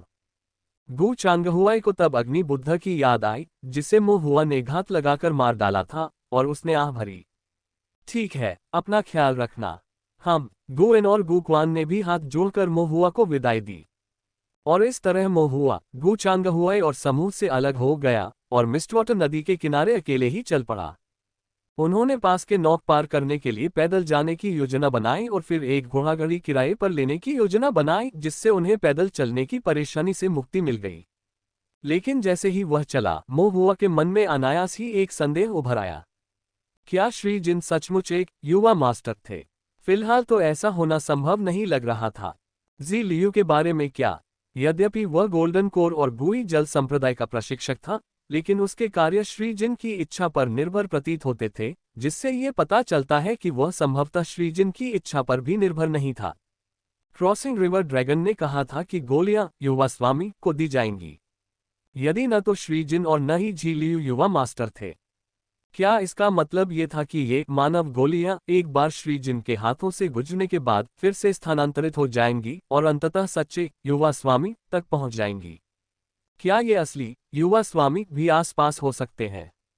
क्या आप उत्कृष्ट आध्यात्मिक जड़ों वाले साधकों से परिष्कृत इन मानव गोलियों को वितरित करने के लिए श्री जिन की प्रतीक्षा कर रहे हैं? मोहुआ ने भौहें चढ़ाईं। वह विचारों में खोया हुआ था कि अचानक उसके अंदर एक ठंडी सी लहर दौड़ गई और उसने अनायास ही अपने पास बह रही मिस्टवाटर नदी की ओर देखा। घने कोहरे से ढकी नदी से एक शानदार नाव धीरे धीरे निकलती हुई दिखाई दी। दोपहर के 1 बज चुके थे। रात अंधेरी और घनी थी और नदी अशुभ रूप से उदास थी, लेकिन नाव चमकदार रोशनी से जगमगा रही थी। धुंध रोमांटिक रूप से घूम रही थी, इसकी समृद्धि एक बुनी हुई टेपेस्ट्री की तरह चमक रही थी। मधुर संगीत बज रहा था, मनोहर आकृतियां नृत्य कर रही थीं, तथा गुलाबी रेशमी पर्दों के बीच एक प्रकार की विलासिता का वातावरण व्याप्त था। मोहुआ की निगाहें भारी हो गईं, उसकी भौहें गहरी होती गईं। अचानक उसकी दृष्टि धुंधली हो गई, मानो स्वर्गीय रहस्य सतह पर आ रहा हो और डूब रहा हो। क्षण भर में ही काले और बैंगनी रंग की स्वर्गीय तंत्र कारणता का एक समूह धीरे धीरे फूलों की नाव पर उभरा, जो आपस में गुंथते और विकृत होते हुए घृणित और गंदे थे, लेकिन भ्रष्ट इच्छाओं से भी व्याप्त थे, एक कलंकित हृदय या एक सड़ते हुए पोस्तक के समान थे। मोहुआ की पुतलियां सिकुड़ गईं क्योंकि उसने तेजी से सांस ली। तभी नाव पर छाई धुंध थोड़ी छट गई और मोहुआ को कुछ आकृतियां धुंधली सी दिखाई देने लगीं। ये लोगों का एक समूह था। वे सजे धजे फिर भी जानवरों की तरह व्यवहार करते हुए, अपने प्यालों से खनकते हुए और आपस में घुल मिलकर पानी पी रहे थे। वे सभी युवा स्वामी जैसे लग रहे थे, और वे सभी एक युवा स्वामी को श्रद्धांजलि दे रहे थे, जो मोहुआ की ही उम्र का लग रहा था, लेकिन लंबा था और स्पष्ट रूप से बहुत ऊंचे दर्जे का था। भीड़ ने उनके लिए टोस्ट बजाया। ऐसा प्रतीत हुआ कि यह एक समारोह था, एक हस्तांतरण समारोह। और फिर मानो कुछ विरासत में मिला हो, उस युवा स्वामी के चारों ओर का वातावरण काले कोहरे से घना हो गया और भयानक बुरी इच्छाएं पनपने लगीं, अफीम की जंजीरें फैल गईं। मोहुआ ने उसकी निगाहें स्थिर कर लीं और उसके चेहरे की विशेषताओं को समझने की कोशिश करने लगा। लेकिन ये सब कुछ धुंध में ढका हुआ था, धुंधला था, कुछ भी स्पष्ट नहीं दिख रहा था। अचानक युवा मास्टर, जो ध्यान का केंद्र था, को कुछ आभास हुआ और वह धीरे से मुड़ा। काली धुंध के भीतर से उसने एक शानदार मानव त्वचा पहनी थी और एक दानव राक्षस की तरह उसने मोहुआ को रक्त लाल आंखों से देखा। दोनों ने दूर से एक दूसरे को देखा, लेकिन काले कोहरे के कारण वे एक दूसरे को स्पष्ट रूप से नहीं देख पा रहे थे। फिर भी उस अंधकार में मानो भाग्यवश कुछ धीरे धीरे बदल रहा था। मिस्टवाटर नदी के किनारे मोहुआ और काले कोहरे के भीतर युवा मास्टर ने केवल एक नजर का आदान प्रदान किया। इसके बाद शानदार फूलों वाली नाव विशाल रात्रि में प्रवेश कर गई और धीरे धीरे दृष्टि से ओझल हो गई। मोहुआ की निगाहें गहरी थीं, वह चुपचाप उन आंखों को याद कर रहा था और फिर नदी के किनारे किनारे चलता रहा, संप्रदाय की ओर वापसी की यात्रा पर। वापसी के रास्ते में सब कुछ शांतिपूर्ण और घटना रहित था। आधे दिन बाद मोहुआ संप्रदाय में वापस आया और सबसे पहले एल्डरसोन को, जो उपस्थिति के प्रभारी थे, स्थिति के बारे में बताया। मोहुआ की उम्मीदों के विपरीत एल्डरसोन, जो आमतौर पर असहानुभूतिपूर्ण थे, अप्रत्याशित रूप से मिलनसार थे, यहाँ तक कि कुछ हद तक घमंडी भी दिखाई दे रहे थे। ऐसा लग रहा था कि मोहुआ ने अपनी छुट्टी अच्छी तरह से मांगी थी, जिससे उसका चेहरा काफी हद तक सुरक्षित रहा। मोहुआ कुछ उलझन में था। एल्डरसोन को विदाई देने के बाद मोहुआ एल्डर मास्टर जून को सम्मान देने गया। मोहुआ को पता था कि एल्डर मास्टर जून के सम्मान के कारण ही एल्डरसोन उसके प्रति इतना उदार था। अन्य शिष्यों को इतनी बार छुट्टी लेने का कोई अधिकार नहीं था। एल्डर के निवास में एल्डर मास्टर शुन किसी काम में व्यस्त थे और गंभीर लग रहे थे। मोहुआ को देखकर उन्होंने कुछ संक्षिप्त प्रश्न पूछे, लेकिन अपनी व्यस्तता के कारण ज्यादा कुछ नहीं कहा। उनकी निगाहें चिंतन में गहरी होती जा रही थीं। मोहुआ भी हैरान था, लेकिन ये देखकर कि एल्डर मास्टर जून महत्वपूर्ण मामलों में व्यस्त थे, वह उन्हें परेशान नहीं करना चाहता था और सम्मानपूर्वक कहा, बड़े गुरु, आपका शिष्य विदा लेता है। एल्डर मास्टर जून ने सिर हिलाया और हमेशा की तरह सलाह दी, मेहनत से साधना करो, संरचनाओं का गहन अध्ययन करो, अपने मन को एकाग्र करो। हाँ, मोहुआ ने गंभीरता से उत्तर दिया, फिर झुककर विदा ली। एल्डर मास्टर जुन ने मोहुआ की ओर जाते हुए देखा और अपने विचारों को इकट्ठा करने से पहले काफी देर तक अपनी भौहें सिकोड़ते रहे। मोहुआ के मामलों पर बाद में समय मिलने पर विचार किया जा सकता है। तत्काल प्राथमिकता। एल्डर मास्टर जुन ने मेज की ओर देखा। मेज पर स्वर्गीय तंत्र कंपास के अलावा एक नक्शा और एक ज़ेड स्लिप भी थी। स्वर्गीय तंत्र कंपास कारण और प्रभाव में झांक रहा है। मानचित्र में एक विशाल आध्यात्मिक खान पर्वत श्रृंखला को दिखाया गया था, जो लहराती और घुमावदार थी, जो कि कियानिक्स्यू राज्य सीमा और आसपास के बड़े क्षेत्रों को पार करती हुई आध्यात्मिक शक्ति से निर्मित एक ड्रैगन जैसी थी। मानचित्र पर 4 अक्षर अंकित थे, कियानलोंग पर्वत श्रृंखला। इस बीच ज़ेड स्लिप ने कियानिक्स्यू राज्य सीमा, 4 महान संप्रदायों, 8 महान द्वारों, 12 धाराओं और कियानिक्स्यू 100 द्वारों की रैंकिंग प्रदर्शित की। ये रैंकिंग डिबेटिंग दाओ कॉन्फ्रेंस द्वारा निर्धारित की गई थी, विशेष रूप से सबसे प्रतिष्ठित आयोजन और सबसे भव्य माहौल कियान राज्य तलवार चर्चा सम्मेलन द्वारा। ये कंपास भविष्य के कारण और प्रभाव को देख सकता था। यह जेड स्लिप और यह नक्शा संप्रदाय के भाग्य और प्रसिद्धि को सुरक्षित कर सकता है। ताइक्सू गेट का भविष्य इन 3 वस्तुओं पर टिका हुआ था। लेकिन अब स्वर्गीय तंत्र कंपास कोहरे को साफ नहीं कर सकता था, कारण और प्रभाव अनिर्धारित थे और भविष्य अनिश्चित था। अन्य 2 मदों में भी अप्रत्याशित परिवर्तन की आशंका थी। स्वर्ग में अप्रत्याशित विपत्तियां आ सकती हैं। एल्डर मास्टर झुन ने खिड़की से बाहर देखा। खिड़की के बाहर ताइक्सू पर्वत हमेशा की तरह आदिम और शांत था। इसके मंडप, टावर और इमारतें हरे भरे जंगलों के बीच बसी थीं। शिष्यों ने अपने अभ्यास पर ध्यान केंद्रित किया और प्राचीनों ने सिखाने और कौशल प्रदान करने पर। पहाड़ों के बीच अलौकिक बादल तैर रहे थे। सब कुछ शांत और स्थिर था। समय शांतिपूर्ण बीत रहा था। लेकिन गुप्त रूप से अंतर्धाराएं संभवतः पहले से ही उमड़ रही थीं। मनुष्य सौभाग्य और दुर्भाग्य से युक्त होते हैं, संप्रदाय उत्थान और पतन को प्राप्त होते हैं, संघर्ष में जन्म लेते हैं और आत्मसंतुष्टि में मर जाते हैं। यदि पहले से तैयारी नहीं की गई तथा सोच समझकर योजना नहीं बनाई गई, तो संप्रदाय का अस्तित्वगत संकट, हालांकि दूर प्रतीत होता है, अचानक आसन हो सकता है। एल्डर मास्टर जून के दिल में संकट की एक हल्की सी भावना बनी रही। ताइक्सू गेट के बाहर हर जगह खतरे छिपे हुए थे, लेकिन ये हत्या का इरादा आखिर कहां से आता है? हमारा ताइक्सू द्वार इस स्थिति को कैसे तोड़ सकता है? बुरे विचारों से भरे इस खतरनाक क्षेत्र में कैसे एक छोटा सा अस्तित्व तलाशें? एल्डर मास्टर झुन ने लंबे समय से स्थापित भव्य ताइक्सू गेट को देखा। उनकी भौहें और भी कस गईं। उनका वृद्ध चेहरा पहाड़ की तरह गंभीर था। अल्पविराम। कियान राज्य के एक निश्चित निषिद्ध पक्ष में, एक भयावह गुप्त कक्ष के भीतर, श्रीमान तू का चेहरा भयानक रूप से गंभीर था। वेदी पर रखी विशाल सफेद हड्डी के नीचे भयानक हरी मोमबत्ती की रोशनी में उसका चेहरा एक दुष्ट आत्मा की तरह भयावह, भयंकर और डरावना दिखाई दे रहा था। उसकी आवाज में क्रोध और गहरा भय था। नदी देवता गायब हो गए हैं। दिव्य भगवान का अवतार लुप्त हो गया है। वेदी नष्ट हो गई है। रक्त लाल मछली पकड़ने वाला गांव कौन जाने किसने पूरी तरह से खोद डाला, उलट पुलट कर दिया। दिव्य भगवान के सेवकों को भी पकड़ लिया गया है। एक भयावह और भयानक दैवीय दंड उस पर उतर आया। गुप्त कक्ष भयावह बुरे विचारों और रोष से भर गया। श्रीमान तू पूरी तरह से जमीन पर गिर पड़े। उनके दांत भींचे हुए थे। उनके दांतों से खून रिस रहा था। उसके अंग कुछ मुड़े हुए थे। माथे पर ठंडे पसीने की बूंदें उभर आई थीं और उसकी आवाज कांप रही थी। ईश्वर से क्षमा याचना। मेरे पास पहले से ही एक सुराग है। मैं श्रीमान तू को खांसते समय खून की उल्टी हुई और वे अपना वाक्य पूरा नहीं कर सके। जैसे ही उग्र बुरे विचार शांत हुए और दैवीय दंड कम हुआ, श्रीमान तू को अधिक खून की खांसी हुई, लेकिन उन्होंने बोलना जारी रखा। ये ताइक्सू गेट है। कियान राज्य की स्वर्गीय तंत्र तकनीकों का पतन, दिव्यताओं सरणियों का लुप्त होना, कुछ पुराने अवशेष, या तो प्रसिद्धि और धन के लालच में या स्वार्थी रूप से अपनी स्थिति बनाए रखना। हृदय की रक्षा किए बिना इच्छाओं में लिप्त रहने से दिव्य विचार का मार्ग बहुत ही पतनशील हो जाता है। केवल ताइक्सू गेट में दिव्य विचार तलवार दाव विरासत के कुछ अवशेष बचे हुए हैं। ताइक्सू गेट। श्रीमान तू की निगाहें दूर थीं। सदियों पहले ऐसा ही था। नदी देवता मंदिर की स्थापना हुए अभी कुछ ही समय हुआ था कि खुलने के कुछ ही समय बाद ताइक्सू गेट के गोल्डन कोर क्षेत्र के एक प्रतिभाशाली तलवार साधक ने इसे खोज लिया। उस व्यक्ति ने दिव्य विचार को तलवार तकनीक में विकसित किया, तलवार दांव में मामूली सिद्धि प्राप्त की, लगभग। श्री तू ने सावधान होकर कहा, मैं दिव्य भगवान के अवतार के भ्रूण को नष्ट करने और नदी देवता मंदिर की वेदी को नष्ट करने में बाल बाल चूक गया, जिससे मेरी सदियों की कोशिशें लगभग निष्फल हो गईं। उस महत्वपूर्ण क्षण में ये दिव्य भगवान की शक्तिशाली शक्ति थी जिसने इस व्यक्ति को पराजित किया, उसके ताओवादी हृदय को नष्ट कर दिया और उसकी जीवनदायी तलवार को तोड़ दिया।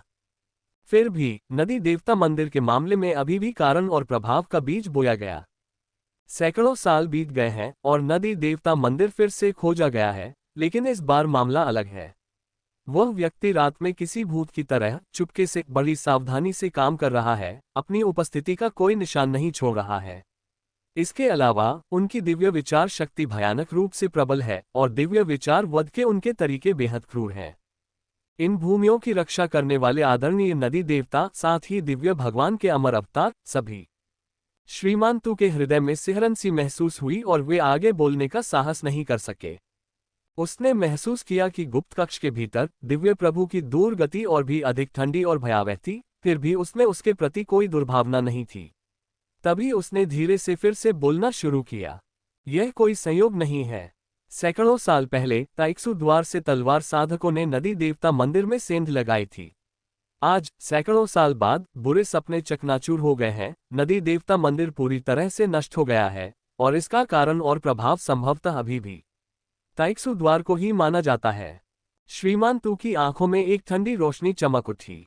मछुआरों के गांव का प्रवेश द्वार ढूंढना, नदी देवता मंदिर तक सुरक्षित रूप से चलना, दिव्य भगवान के दुष्स्वप्न में एक अनुष्ठान शुरू करना, दुष्स्वप्न के भीतर असंख्य दानव राक्षसों को खत्म करना, और यहां तक कि बहुत बड़ा जोखिम उठाना, नदी देवता और दिव्य भगवान के अवतार को मारने के लिए। श्री तू रुके, फिर बोले। सबसे अधिक संभावना है कि अपराधी ताइक्सु गेट से है, तलवार दाव का कोई विशेषज्ञ जो हाल के वर्षों में उभरा है, या यहाँ तक कि पहाड़ों में छिपा कोई पुराना राक्षस है जिसने धर्मनिरपेक्ष दुनिया में प्रवेश नहीं किया है। वह उस प्रतिभाशाली तलवार साधक का बदला लेना चाहता है जिसकी तलवार अतीत में टूट गई थी। भले ही ये ताइक्सु गेट का असली उत्तराधिकारी न हो, फिर भी इसका ताइक्सु गेट से गहरा संबंध जरूर होगा। वे दिव्य विचार से तलवार परिवर्तन की कला का अभ्यास करते हैं, उस मार्ग पर चलते हुए जहां तलवार दाव एक हो जाता है। और यह सिर्फ ताइक्सु गेट नहीं है। श्री तू का हृदय कांप उठा, मानो उन्हें 3 दाव पथों के संगम की प्राचीन, विशाल और अकथनीय तलवारबाजी विरासत याद आ गई हो। उनकी आंखों में भय छिपा हुआ था।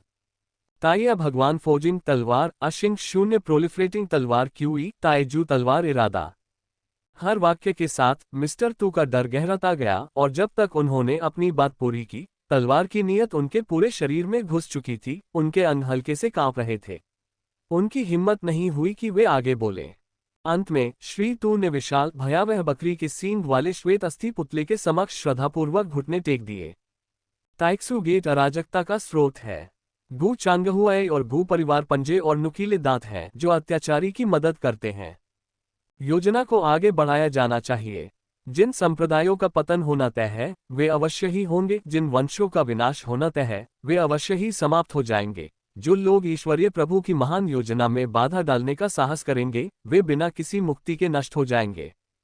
मांस और रक्त के चरण रखे जा चुके हैं, दुष्ट अपराधियों का पोषण किया जा रहा है। दिव्य भगवान की महान योजना अपरिवर्तनीय है। दिव्य भगवान का आगमन निकट है, और महान जंगल की रक्तरेखा एक बार फिर दिन का प्रकाश देख सकती है। श्री तू ने जमीन पर झुककर प्रणाम किया। उनकी आंखें रक्त और आंसुओं से भरी हुई थीं, जो शुद्ध भक्ति व्यक्त कर रही थीं। अल्पविराम। कई दिनों बाद छोटे से मछली पकड़ने वाले गांव में मुह हुआ, और अन्य लोगों के चले जाने के बाद ताओवादी न्यायालय के लोग कुछ अनुवर्ती मामलों को निपटाने के लिए वहां पहुंचे। मुहुआ के निर्देशानुसार दुष्ट देवता से संबंधित सभी वस्तुओं को पूरी तरह से नष्ट कर दिया गया। गु चांगहुआई ने एक अपवाद बनाया, जिसके तहत छोटे मछली पकड़ने वाले गांव के सभी साधकों को अपना साधक दर्जा पंजीकृत कराने तथा निकटवर्ती द्वितीय श्रेणी अमर शहर से संबद्ध होने की अनुमति दी गई। इस तरह अगर कुछ हुआ तो ताओवादी न्यायालय उनकी देखभाल करेगा।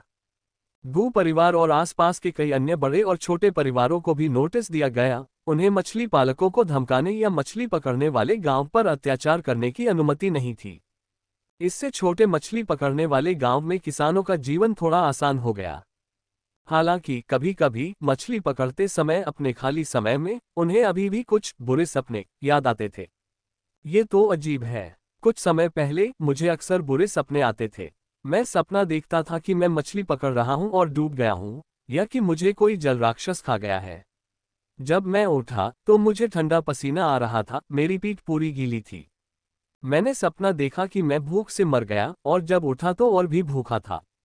मेरे सपने में मेरी नाव लहरों से पलट गई थी, और कई जल राक्षस मुझे खाने के लिए लड़ रहे थे। आज भी जब मैं इसके बारे में सोचता हूं तो मुझे बहुत दुख होता है। अल्पविराम। किसी ने आह भरी, मेरे साथ भी यही हुआ। मैंने सपना देखा कि मेरी पत्नी, जिससे शादी करने के लिए मैंने इतना कुछ त्याग किया था, उसे कोई ले गया। आसपास के लोगों के चेहरे पर उदासी छा गई और फिर वे अचानक चौंक गए। क्या आप सिंगल नहीं हैं? मछली पालक ने अप्रसन्न होकर कहा। मैं सपनों की बात कर रहा हूं, समझे? सपने, इन्हें लेकर इतनी गंभीरता क्यों? भले ही यह सिर्फ एक सपना है, दर्द वास्तविक है। भीड़ एक क्षण के लिए शांत हो गई। जैसे जैसे बातचीत आगे बढ़ी, अचानक किसी ने गंभीर भाव धारण कर लिया और भयभीत स्वर में बोला, मैंने एक और भी भयानक सपना देखा। सबकी निगाहें अपनी ओर मुड़ती देख उसने गहरी सांस ली, उसकी आंखें भय से भर गईं और यह स्पष्ट था कि अभी वह बहुत भयभीत था। मैंने सपना देखा कि एक विशालकाय मछली राक्षस है जिसका सिर मंदिर जितना बड़ा है, मूंछें पेड़ों जितनी मोटी हैं, नुकीले सफेद नुकीले दांत हैं और उसका शरीर खून से लथपथ है। वो हर जगह लोगों को खा रहा था और मैं तो लगभग खा ही गया था। ऐसा कहते ही कई लोगों के चेहरे बदल गए। क्या गलत? मैंने भी उस मछली राक्षस के बारे में सपना देखा। मैं भी। यह इतना डरावना था कि मैं कुछ भी कहने से डर रही थी। और मैं भाग्य को ललचाने के डर से कुछ भी कहने की हिम्मत नहीं कर पाया। मुझे चिंता थी कि बोलने से दुर्भाग्य आएगा। हालांकि सपना सच नहीं है, लेकिन कौन गारंटी दे सकता है कि सचमुच कोई विशालकाय मछली राक्षस नहीं है। अगर ऐसा है और मैं इसके बारे में बताऊं तो समझ लीजिए कि मेरा काम तमाम हो गया। क्या ये तो मर ही नहीं गया? इसमें डरने की क्या बात है? बकवास, तुम्हें कैसे पता कि यह मर चुका है? मैंने इसे सपने में अपनी आंखों से देखा। मैंने इसे क्यों नहीं देखा? मैंने उसे देखा। इस पर परस्पर विरोधी राय थी। कुछ लोगों ने कहा कि उन्होंने इसे देखा और कुछ ने कहा कि नहीं, और इस पर कोई आम सहमति नहीं थी। एक व्यक्ति ने आत्मविश्वास के साथ कुछ घमंड के साथ कहा, तुम लोग तो किस्मत से बाहर हो क्योंकि अंत तक नहीं देख पाए। उस दिन मैंने अपनी आंखों से देखा। खून से लथपथ वो मछली राक्षस हर जगह लोगों को पकड़कर खा रहा था, और फिर अचानक सुनहरी रोशनी की एक किरण चमकी। एक चमकता हुआ छोटा सा अमर प्राणी हवा में कदम रखता हुआ आया, एक सुनहरी तलवार लिए, तेज रोशनी बिखेरता हुआ। मछली राक्षस खूनी लहरों के साथ क्रूर, घमंडी और घमंड से भरा हुआ लग रहा था, लेकिन वह छोटे अमर के सामने कुछ भी नहीं था। केवल कुछ ही आदान प्रदान के बाद भयानक मछली राक्षस छोटे अमर के हाथों पराजित हो गया। युवा अमर ने राक्षस मछली का सिर मंच पर दबाया, अपनी तलवार उठाई और सुनहरी रोशनी की चमक के साथ एक ही वार में राक्षस मछली का सिर अलग हो गया, जिससे उसका जीवन समाप्त हो गया। बात समाप्त होने पर उस व्यक्ति ने आह भरते हुए अपना सिर हिलाया, उसका चेहरा सदमे से भरा हुआ था। अन्य मछली पालक जिन्होंने राक्षस मछली की मृत्यु नहीं देखी थी, वे भी एक साथ हौंफने लगे। कितना भव्य युवा अमर, विशाल दिव्य कौशल! कोई खुद को ये पूछने से नहीं रोक पाया, ये युवा अमर इतना छोटा क्यों है? क्या ये बड़ा नहीं होता? मैं कैसे जानूंगा अमर लोगों की बातें, मैं कैसे समझूंगा? शायद उसने अपनी साधना पूरी नहीं की है। इतना युवा फिर भी इतना शक्तिशाली, जब वह बड़ा हो जाएगा तो और क्या होगा? सहज रूप में। तो फिर यही युवा अमर कहाँ चला गया? सबने एक दूसरे को देखा और सिर हिलाया। नदी के राक्षस को मारकर वह गायब हो गया।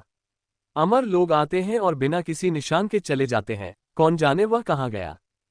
लेकिन यह कोई अमर प्राणी नहीं लगता। एक नदी के राक्षस को मारने के लिए स्वप्नलोक में प्रवेश करना अगर अमर नहीं तो और क्या है? क्या तुमने कभी किसी असली अमर को देखा है? उस व्यक्ति ने अपना सिर हिलाया, कभी नहीं देखा। तुम वहां जाओ।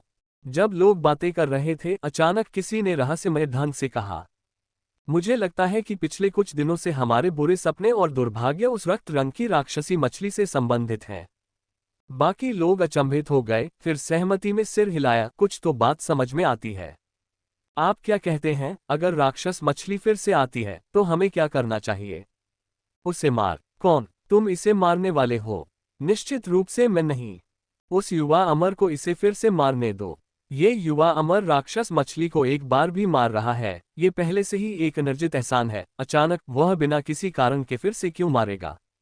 सचमुच। किसी ने सुझाव दिया, हम धूप बत्ती चढ़ाएं और इस युवा अमर की पूजा करें तो कैसा रहेगा? सभी लोग रुक गए, फिर गहरी सोच में डूब गए।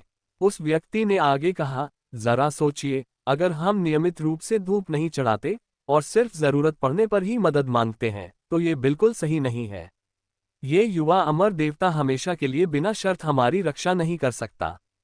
लेकिन अगर हम हर दिन उसे धूप और प्रार्थना अर्पित करते हैं, तो जब कोई राक्षस हमला करने आए, तो अगर वह हमारे लिए उसका वध कर दे और बुरी आत्मा को भगा दे, तो क्या यह उचित नहीं होगा?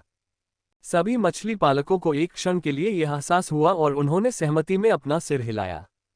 समझ में आता है, ये कर्म के अनुरूप है। उनकी पूजा करना अच्छा है, आखिरकार हम पर उस युवा अमर का बहुत बड़ा उपकार है। उनकी पूजा करने से हमारा मन भी शांत होता है। नदी में उथल पुथल के कारण जीवन और मृत्यु एक धागे पर लटकी हुई थी। भय में जीने के आदि मछली पालकों को सहज ही किसी चीज की पूजा करने, किसी अदृश्य सत्ता से आशीर्वाद के लिए प्रार्थना करने का मन हुआ। भले ही उन्हें वास्तविक सुरक्षा न मिले, फिर भी वे मानसिक शांति चाहते हैं। इस प्रकार उन्होंने आपस में विचार विमर्श किया और मिलकर गांव के पीछे पहाड़ी चट्टानों के बीच एक छोटा सा अमर मंदिर बनवाया। इसे अमर मंदिर कहा जाता है, लेकिन यह एक छोटे तीर्थस्थान जैसा है। पहाड़ की चट्टान पर उन्होंने चट्टान को खोखला कर एक छोटा सा स्थान बनाया और फलों की बलि के साथ एक छोटी सी मेज स्थापित की। बीच में उन्होंने एक छोटी सी मिट्टी की आकृति रखी। ये छोटी सी मिट्टी की आकृति ओल्ड यू द्वारा बनाई गई थी। अपने युवा दिनों में उन्होंने दुनिया भर की यात्रा की थी और कुछ जगहें देखी थीं। उन्होंने कुछ मंदिरों में पत्थर और मिट्टी की कई दिव्य मूर्तियां देखी थीं, जो अब काम आईं।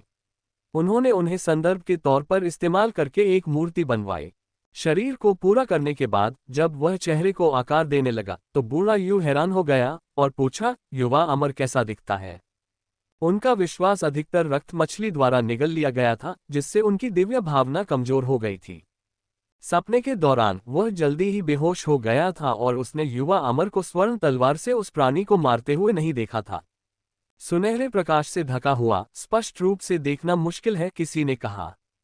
जाओ और चारों ओर पूछो कि क्या किसी ने इस युवा अमर का चेहरा स्पष्ट रूप से देखा है। Old you. लेकिन चारों ओर पूछने पर सभी ने अपना सिर हिला दिया। तब किसी ने सुझाव दिया, अंकल यू, कोई भी चेहरा बना लीजिए, जब तक कि उसमें अमर जैसा कुछ हो। मिट्टी की आकृति का बिल्कुल उसके जैसा होना जरूरी नहीं है। अन्य लोगों ने भी कहा, ठीक है, ठीक है। बूढ़े यू ने इस पर विचार किया और महसूस किया कि वे सही थे।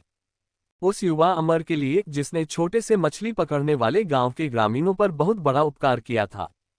अप्रत्याशित रूप से मोहुआ का चेहरा उसके दिमाग में उभर आया।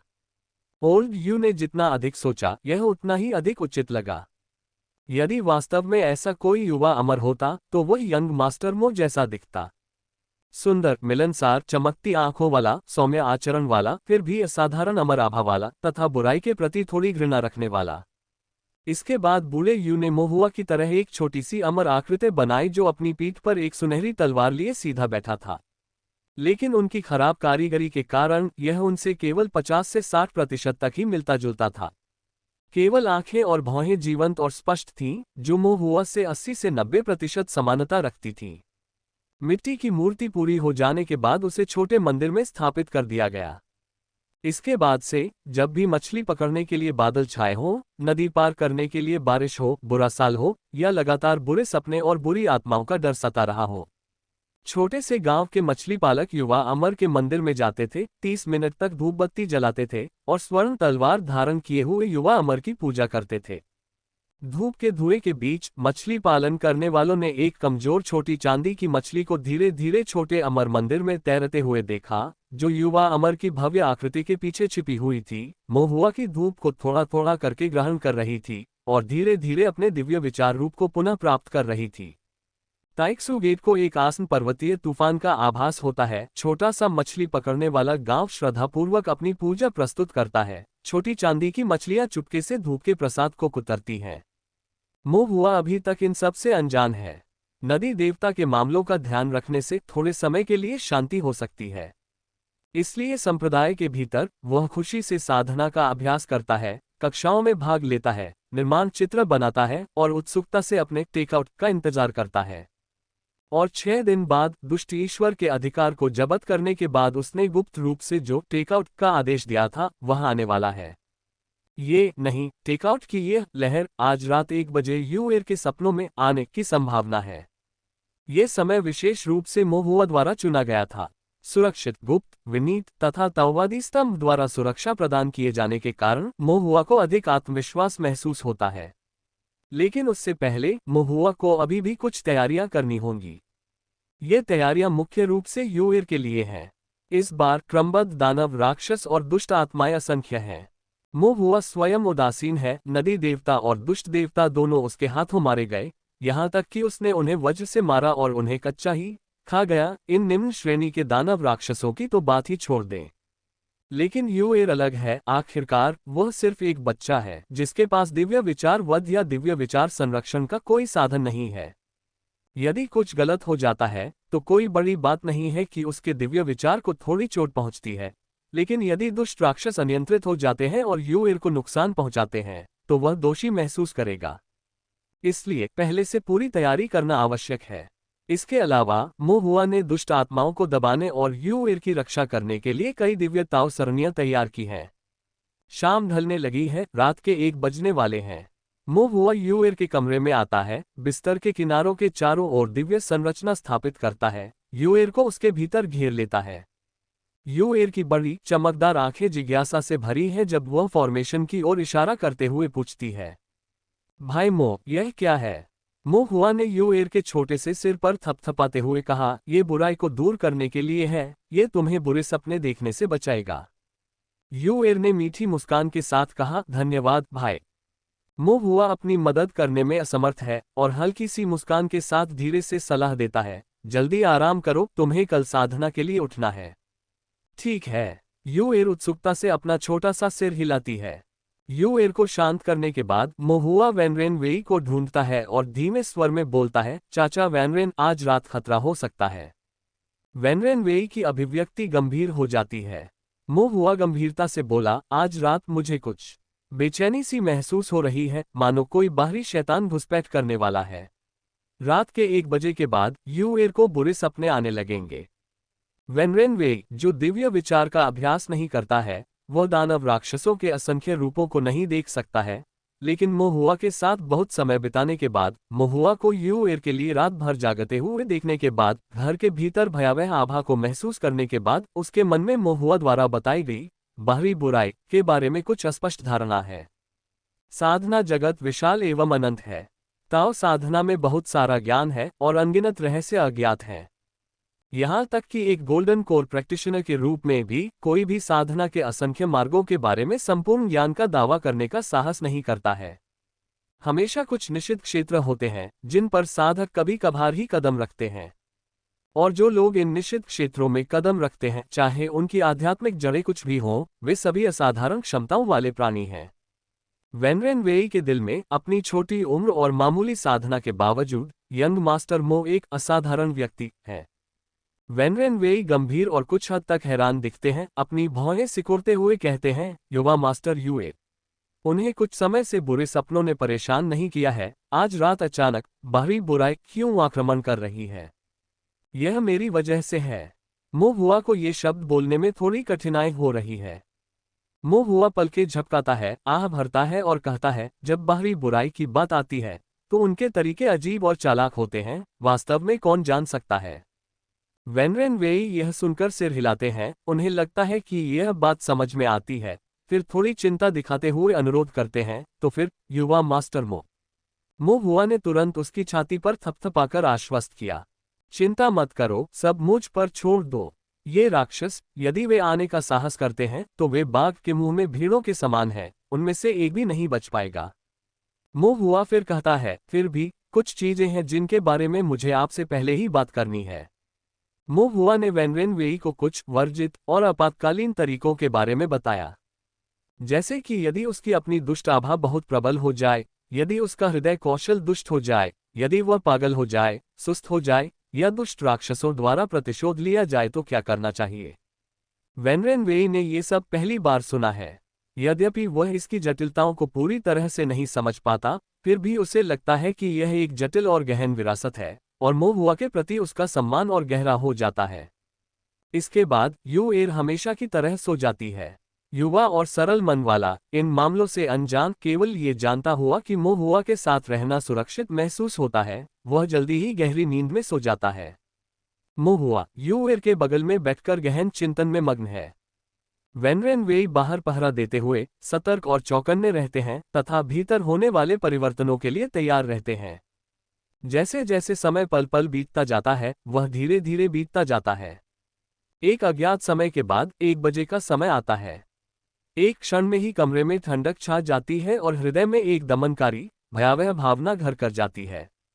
वैनरेन वेई का चेहरा बदल जाता है जब वह सभी दिशाओं में देखता है, लेकिन उसे कुछ भी दिखाई नहीं देता। फिर भी वह स्पष्ट रूप से महसूस कर सकता है कि कमरे में कुछ धीरे धीरे फैल रहा है। मानो असंख्य अदृश्य अज्ञात भयावह सत्ताएं शून्य से रेंग कर बाहर आ रही हों। इस बार अनुभूति पहले से कहीं अधिक तीव्र है। मानो युवा मास्टर यूएर के दुष्स्वप्न पर आक्रमण करने वाली दुष्ट आत्माएं कहीं अधिक संख्या में और दुर्जय हैं। वेनरेन वेई ने ठंडी हवा की एक शांत सांस ली। वह अंदर जाकर देखना चाहता है, लेकिन मुंह हुआ की चेतावनी याद आती है, जब तक यह अप्रत्याशित न हो, बुरी आत्माओं से संदूषण को रोकने के लिए अंदर न जाएं। और इस तरह वह खुद को रोकता है और बाहर पहाड़ की तरह दृढ़ता से खड़ा रहता है। हालांकि वेनरेन वेई कुछ चिंता महसूस करने से खुद को नहीं रोक पाती। इस बीच कमरे के अंदर मोहुआ, जो गहन ध्यान में था, भी अपनी आंखें खोलता है। उनकी दृष्टि गहन है, उनकी पुतलियां स्पष्ट रूप से सीमांकित हैं, रहस्यमय हैं और उनमें कुन और कियान दोनों समाहित